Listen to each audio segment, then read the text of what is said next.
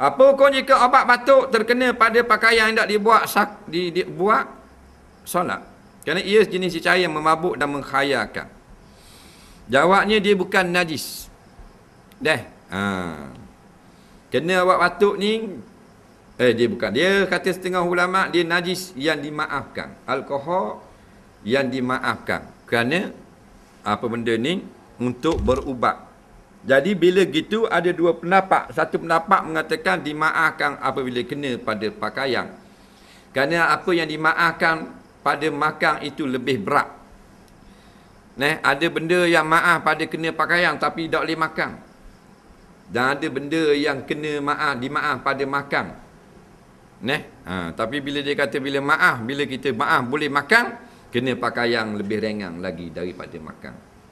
Pendapat yang kedua mengatakan makan saja maaf kerana untuk berubat. Adapun kena di baju wajib kena basuh.